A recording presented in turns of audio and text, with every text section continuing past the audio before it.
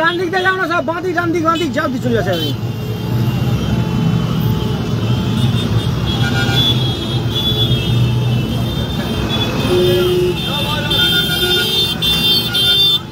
দীর্ঘ প্রায় 15 থেকে 20 মিনিট পরে এই মুহূর্তে গৌড়ার একটু জ্যাম কেটেছে।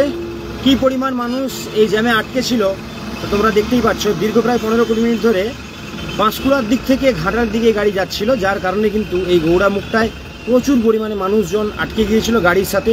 তা এখন কিছুটা ক্লিয়ার হয়েছে। আর এই সমস্যাটার প্রধান কারণ হচ্ছে যে দিনের বেলাতে এই গৌড়া ব্রিজের উপর যে রাস্তার কাজটা হচ্ছে, এইটাই হচ্ছে প্রধান সমস্যা। এই কাজটা বিভিন্ন জায়গায় আপনারা দেখে থাকবেন যে রাস্তায় যেহেতু জনবহুল রাস্তা, প্রচুর মানুষ যাতায়াত করে, তো সেই কারণে কিন্তু এই সমস্ত কাজগুলো বেশিরভাগ ক্ষেত্রে রাত্রে করা হয়, যাতে মানুষজন কম সমস্যার মধ্যে পড়ে।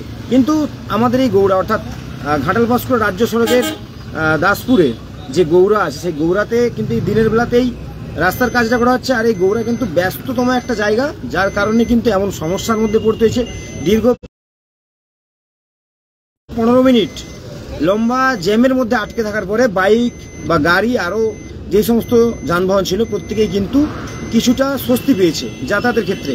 আবারও কিন্তু ঠিক একই প্রতিটা মুহূর্তেই কিন্তু এই মুহূর্তে গৌড়াতে জ্যামের সৃষ্টি হচ্ছে। অতএব তাই আমি আমাদের সমস্ত দর্শকদের উদ্দেশ্যে বলতে চাইব, যারা এই মুহূর্তে গৌড়া দিয়ে কোথাও যাওয়ার কথা ভাবছেন বা একেবারে গৌড়ার উপর দিয়ে যাবেন, তাদের উদ্দেশ্যে প্রথম ছোট্ট করে একটা সাবধান বাণী যে যদি আপনাদের কাছে কোনো বিকল্প পথ থাকে তাহলে অবশ্যই আপনারা আপনাদের বিকল্প পথ ব্যবহার করুন।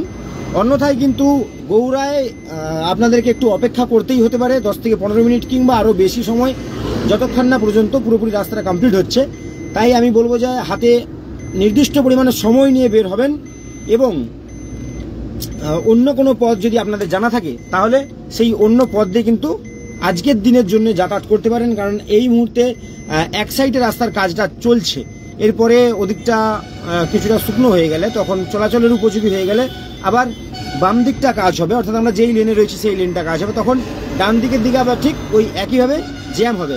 এই মুহূর্তে দেখতে পাচ্ছেন যে 2 পুলিশ আধিকারিক গৌড়ার উদ্দেশ্যেই যাচ্ছেন, কারণ কিছুক্ষণ আগেই গৌড়ার যা পরিস্থিতি ছিল একদম ভয়ঙ্কর পরিস্থিতি, যেখানে ভিড় সামাল দেওয়ার মতন অবস্থায় ছিলেন না, কর্তব্যরত অবস্থায় ছিলেন সিভিক ভলেন্টিয়ার, কিন্তু এত মানুষের জ্যাম লেগে গিয়েছিল যার কারণে কিন্তু ভিড় সামাল দেওয়া রীতিমতো কঠিন হয়ে পড়ছিল।